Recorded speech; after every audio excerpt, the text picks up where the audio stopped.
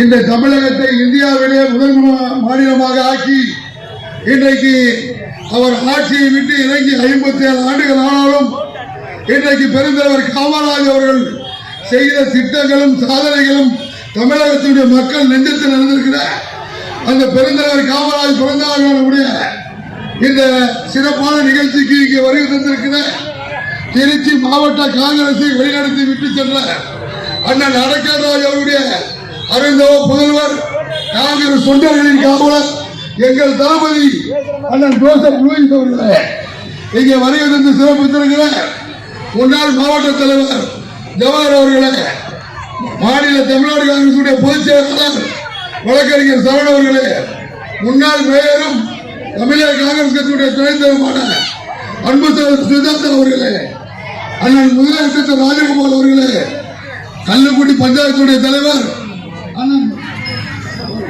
அண்ணன் கல்லுக்குடி சுந்தரம் அவர்களே, இந்த பகுதியிலே இந்த நிகழ்ச்சியை சிறப்பாக ஏற்பாடு செய்து கொண்டிருக்கிறார் நம்முடைய அன்பு சகோதரர் முன்னணி நிர்வாகிகளே, அத்தனை பேருக்கும் நெஞ்சார்ந்த நன்றி வந்த காமராஜ் பேரவை சார்பில் வணக்கத்தை தெரிவித்துக் கொள்கிறோம். இன்றைக்கு அவர்களிடத்திலே காமராஜர் பிறந்த விழாவை பொதுமக்கள் மத்தியில் சிறப்பாக நடத்தப்பட வேண்டும், நீங்கள் வந்து கலந்து கொண்டு சிறப்பு சேர்க்க வேண்டும் என்று இந்த நிகழ்ச்சிக்கு வருகை சென்று எங்களை பெருமைப்படுத்திய அண்ணன் லூயிஸ் அவர்களுக்கும் வருகை தந்த அத்தனை பேருக்கும் காமராஜ் பேரவை சார்பாக மீண்டும் ஒருமுறை நன்றியை தெரிவித்துக் கொள்கிறேன்.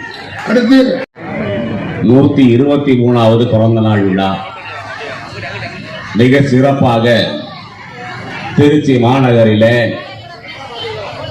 இந்த ஆண்டாள் வீதியிலே மிக சிறப்பாக இந்த நிகழ்ச்சியை ஏற்பாடு செய்திருக்கிற காமராஜ் பேரவையினுடைய தலைவர் தம்பி சண்முகம் அவர்களே, இந்த நிகழ்ச்சியிலே வரவேற்று அமர்ந்திருக்கிற இந்த பகுதியினுடைய முன்னாள் கோட்ட காங்கிரஸ் கட்சியின் தலைவர் ரவி அவர்களே, சிவா அவர்களே, சிவகுமார் அவர்களே, இந்த நிகழ்ச்சியிலே வந்து அமர்ந்திருக்கிற முன்னாள் மாநகர் மாவட்ட காங்கிரஸ் கட்சியினுடைய தலைவர் அண்ணன் ராஜகோபால் அவர்களே, முன்னாள் மாவட்ட பொருளாளர் சகோதரர் ராஜா நசீர் அவர்களே, ராஜ்மோகன் அவர்களே, கார்லஸ் அவர்களே, சொக்கலிங்கம் அவர்களே, விக்டர் அவர்களே, குமார் அவர்களே, முத்துக்குமார் அவர்களே, சுரேஷ் அவர்களே, தம்பி ஜெரால்ட் அவர்களே, செல்லக்குமார் அவர்களே, கஸ்பர் அவர்களே, அண்ணன் ஆனந்தராஜ் அவர்களே, ஒரு வீரமும் எழுகிறதோ அப்படி தமிழகத்திலே தலைவர் காமராஜ் என்று சொல்லுகிற போது இந்த காங்கிரஸ்காரனுடைய எண்ணத்திலே மட்டுமல்ல, அவருடைய உணர்விலே ரத்தத்திலே ஒரு மிகப்பெரிய ஒரு தெம்பும் தைரியமும் வீரமும் இருக்கிறது என்று சொன்னால் அது தலைவர் காமராஜ் என்கின்ற அந்த பெயரிலே இருந்து பிறக்கிற அந்த எண்ணம். திருச்சியிலே இருக்கிற காங்கிரஸ்காரர்கள் அனைவருக்கும் அண்ணன் அடைக்கராஜ் என்கின்ற அந்த வார்த்தை சொல்லுகிற போது அவன் வீட்டிலே படுத்திருந்தாலும் சோர்ந்து இருந்தாலும் அண்ணன் கோபாலகிருஷ்ணனை பார்த்தேன், அவர் பெயரை சொல்ல முடியல, அண்ணன் கோபாலகிருஷ்ணன் அவர்களே, மரியாதைக்குரிய பெரிய தம்பி அவர்களே, அப்படி அண்ணன் பெயரை சொல்லுகிற போது அவன் எத்தனை சோர்வடைந்திருந்தாலும் அண்ணன் அடைக்கல்ராஜ் என்கின்ற அந்த பெயரை சொல்லுகிற போது அவன் எழுந்து அமர்ந்து விடுவான், புறப்பட்டு விடுவான். எப்படி போருக்கு கடையோடியிலே இருக்கிற ஒரு சாதாரண குடிமகன் வெற்றிவேல் வீரவேல் என்கின்ற வார்த்தையை கேட்கிற பொழுது எப்படி புறப்பட்டு ஓடி வருவானோ அப்படி அடைக்கல்ராஜ் என்கின்ற பெயரை கேட்கிற போது எந்த மூலையிலே இருந்தாலும் இந்த மாவட்டத்திலே இந்த கட்சிக்காரன் ஓடி வந்து அமர்ந்து விடுவான். அப்படிப்பட்ட நிலையிலே இந்த மாவட்டத்திலே கட்சியை வளர்த்த அன்பு தலைவர் கிட்டத்தட்ட இன்றைக்கு 11 ஆண்டுகள் நம்ம இடத்திலே இல்லை என்று சொன்னாலும் நம்முடைய மனதிலே இருந்து நீங்காத தலைவர். அப்படித்தான் காமராஜ் 50 ஆண்டு காலம் ஆகிறது. 75 மறைந்தார். 50 ஆண்டு காலம் மறைந்ததற்கு பின்னாலேயும் அந்த தலைவனுக்கு பின்னாலே ஒரு கூட்டம் இருக்கிறது என்று சொன்னால் சாதாரணமான ஒரு எளிமையான தலைவன், தனக்கென்று எதையும் வைத்துக் கொள்ளாத தலைவன். அப்படிப்பட்ட தலைவனுக்கு பின்னாலே அவர் மறைந்ததற்கு பின்னாலும் அவர் புகழை பாடுவதற்கு இன்றைக்கு 50 ஆண்டுக்கு பின்னாலும் ஒரு கூட்டம் இருக்கிறது என்று சொன்னால் மிகப்பெரிய ஒரு ரட்சகர் என்று சொன்னார் பெரியார். இவருடைய காலை பிடித்துக் கொள்ளுங்கள் என்று சொன்னார். எப்படி இயேசுநாதரும் புத்தரும் எப்படி பிறந்தார்களோ, நபிகள் நாயகம் எப்படி பிறந்தார்களோ, அப்படி 1000 ஆண்டுகளுக்கு ஒரு முறை மண்ணிலே பிறக்கக்கூடிய தெய்வம் தலைவர் காமராஜ் என்று பெரிய சொல்ல முடியாது. அப்படிப்பட்ட ஒரு நல்லாட்சியை வழங்கிய தலைவனுடைய நிகழ்ச்சியிலே பங்கேற்பதிலே மகிழ்ச்சி அடைகிறேன். நிறைய பேச வேண்டும் என்று சொன்னாலும் மாணவ மாணவிகள் பல மணி நேரம் காத்துக் கொண்டிருக்கிறார்கள். அடுத்தடுத்து வருகிற நிகழ்ச்சிகளிலே பேசுவேன். இன்றைக்கு அன்பு தலைவர் அண்ணன் அடக்கல்ராஜுடைய குமாரர் ஜோசப் லூயிஸ் தளபதி அவர்கள் இன்றைக்கு வந்திருக்கிறார். மிக சிறப்பான ஒரு நிகழ்ச்சி. ஏனென்று சொன்னால் இன்றைக்கு அரசியலில் பார்க்கிறோம் நிறைய பந்தா.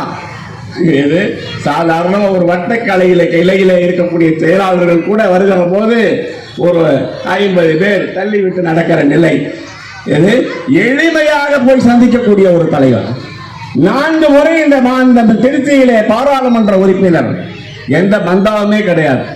காலையிலே எழுந்தால் 6:30 மணிக்கு அவருடைய வீட்டிலே போய் அவரோடு பக்கத்திலே அமர்ந்து அவரோடு காப்பி குடித்துக் கொண்டு நம்முடைய மனதிலே இருக்கிறதை எல்லாம் பேசலாம். அப்படிப்பட்ட ஒரு பாராளுமன்ற உறுப்பினர். அதே போல் தளபதி ஜோசப் லூயிஸ் அவர்கள் எத்தனையோ மிகப்பெரிய தொழிலுக்கு சொந்தக்காரர். அவரை எந்த நேரத்திலும் நாம் சென்று பார்க்கலாம். எளிமையாக இருப்பார், அன்போடு பேசுவார், தன்னை வேதனைக்கு உள்ளாக்கியவர்களையும் கனிவோடு பார்ப்பார்.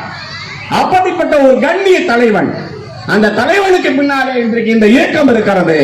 நாமும் இருக்கிறோம், இருப்போம் என்று சொல்லி அன்பு தலைவர் காமராஜ் புகழ் ஓங்குக ஓங்குக ஓங்குக, அண்ணன் அடக்கல்ராஜ் புகழ் ஓங்குக ஓங்குக என்று சொல்லி வாய்ப்புக்கு நன்றி தெரிவித்து விடைபெறுகிறேன். நன்றி, வணக்கம், ஜெய்ஹிந்த்.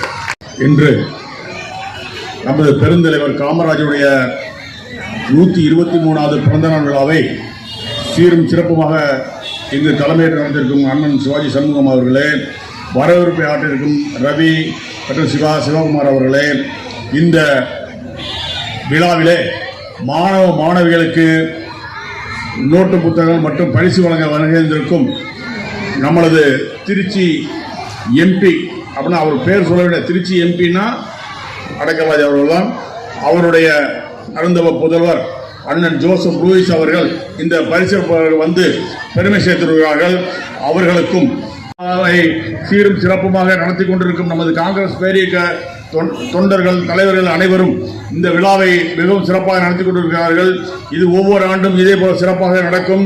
இந்த விழாவிலே நமது அண்ணன் தளபதி ஜோசப் லூயிஸ் அவர்கள் கலந்து கொண்ட போல நீங்கள் அடிக்கடி நடத்தி அந்த விழாவிலே அவரையும் அழைத்து அந்த விழாவுக்கு பெருமை சேர்க்குமாறு கேட்டுக்கொண்டு இந்த வாய்ப்புக்கு நன்றி கூறி விடைபெறுகிறேன். நன்றி, வணக்கம். ஐயா காமராஜர் அவர்களின் 123வது பிறந்த தினத்தை முன்னிட்டு காமராஜர் பேரவை சார்பில் நடைபெறும் இந்த கூட்டத்திற்கு தலைமையேற்று நடத்தி கொண்டிருக்கும் எனது அன்பு மாப்பிள்ளை சிவாஜி சண்முகம் அவர்களே, இங்கு நிகழ்ச்சிக்கு சிறப்பு அழைப்பாளராக வருகை தந்து பள்ளி குழந்தைகளுக்கு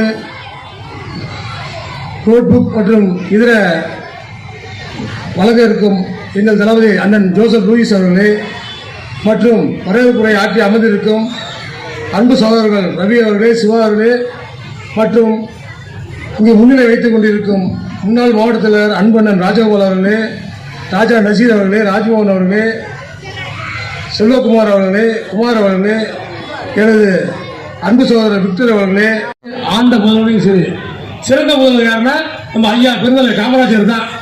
அதில் எந்த மாற்று கருத்து யாரும் இது பண்ணவும் முடியாது. 9 வருஷம் தான் ஆண்டாரு. ஆனால் பல்வேறு திட்டங்களை செயல்படுத்தின வாசி தான் இன்னைக்கு தமிழ்நாடு இவ்வளவு சொர்க்க பூமியா இருக்கு. அவர் அதை செயல்படுத்தலைன்னா இன்னமும் அதுவும் குறிப்பாக அடித்தட்டு மக்கள் நம்மள மாதிரி ஏழை மக்களுக்கு கல்வி கண் தந்தவர் பெருந்தலைவர் காமராஜர் தான். ஒரே ஒரு உதாரணம் சொல்றேன், ஏன்னா எல்லாரும் பேச வேண்டியிருக்கு. அதாவது ஒரு முதல்வர் வந்து மக்கள் என்ன சாப்பிட்றாங்க, ரேஷன் அரிசி சாப்பிட்டா அவரும் அதை தான் சாப்பிட்டாரு. அவங்க முதல்வர் கேட்டாரா, என்ன முதல்வராக இருக்கீங்க, ரேஷன் அரிசி புது அரிசி சாப்பிடுவீங்க. என் மக்கள் வந்து அதை தான் சாப்பிட்றான், அவனுக்கு என்னைக்கு நல்ல அரிசி கிடைக்குது அது வரைக்கும் நானும் அதை தான் சாப்பிட்டேன்னு சொல்லிட்டு ஒரு உயர்ந்த தலைவன். இந்த மாதிரி அதாவது கடவுள் அவதாரம் சொல்லுவாங்க, அதாவது வாழும் கடவுள்லாம் காமராஜர் தான் என்பதை சொல்லிக்கொண்டு வாய்ப்பளித்தமைக்கு நன்றி கூறி விடைபெறுகிறேன். நன்றி, வணக்கம். அவர்களுடைய 123வது பிறந்த நாளை முன்னிட்டு இந்த விழாவை ஏற்பாடு செய்துள்ள பேரவையினுடைய தலைவர் மதிப்பிற்கும் மரியாதைக்கும் உரிய சிவாஜி சண்முகம் அவர்களே, வரவேற்புரை ஆட்சி அமர்ந்திருக்கின்ற முன்னாள் கோட்ட தலைவர்கள் ரவி அவர்களே, சிவா அவர்களே, முன்னாள் மாவட்ட தலைவர் அண்ணன் ராஜகோபால் அவர்களே, முன்னாள் மாவட்ட பொருளாளர் ராஜா நசீர் அவர்களே, உறையூர் ராஜமோகன் அவர்களே, ஸ்ரீரங்கம் கோபால் அவர்களே, சிக்கல் சண்முக சுந்தரம் அவர்களே, புத்தூர் சார்லஸ் அவர்களே, சின்ன அண்ணாமலை உரித்தாக்குகிறேன். ஏனென்றால் காங்கிரஸ் கட்சியில் ஒரு நிகழ்ச்சி நடத்துவதென்றால் சாதாரண விஷயம் இல்லை.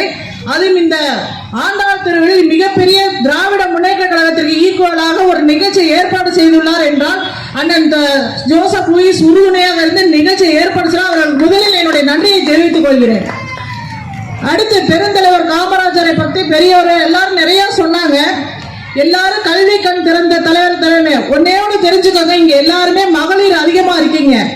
கல்வி கண் எதுக்காக கல்வி கத்துக்கணும்னா, ஒரு வீட்டுல ஒரு பெண்ணை கல்வி கத்துக்கிட்டா அந்த குடும்பமே நல்லா இருக்குங்கிற காரணத்துக்காக தான் அந்த கல்வியை கிராமந்தோறும் பாடசாலையை ஆரம்பிச்சாரு அந்த பெருந்தலைவர் காமராஜர். இங்க இருக்கிற பெண்கள் எல்லாருமே படிக்கணும்னா பெருந்தலைவர் காமராஜரால் மட்டும்தான் இந்த கல்வியை நம்ம கத்துக்க முடிஞ்சது. இது உண்மை. அடுத்து அவருடைய நேரம் கருதி ஒரு சின்ன கருத்துக்களை மட்டும் சொல்றேன். பெருந்தலைவர் காமராஜருடைய பொன்மொழிகளான, அதாவது ஒருவருடைய வாழ்க்கை வரலாறா ஆகணும்னா அவர் தன்னலமற்ற ஒரு தலைவராக இருக்கணும். அதாவது தனக்காகவே வாழக்கூடாது. அது மாதிரி வாழ்ந்தவர் தான் பெருந்தலைவர் காமராஜர் அவர்கள். இன்றைக்கு பல பேர் திருச்சியிலேயோ வெளிநாட்டுல நார்த் சைட்ல நிறைய பேர் பிஹெச்எல் பணிபுரிஞ்சவங்க இருக்காங்க. அத்தனை பணிபுரிஞ்ச பிஹெச்எல் திருச்சியில வருவதற்கு காரணமே பெருந்தலைவர் காமராஜர் தான். அதனால நீங்க அவருடைய பெருந்தலைவர் காமராஜருடைய பெருமைகளை எல்லாம் எடுத்து சொல்லி நல்ல ஒரு திட்டங்களை அடுத்து பெருந்தலைவர் காமராஜர் மாதிரி ஒரு நல்ல ஆட்சி அமையணுங்கிறதுக்கு நீங்க எல்லாம் உறுதுணையா இருக்கணும் என்று கூறி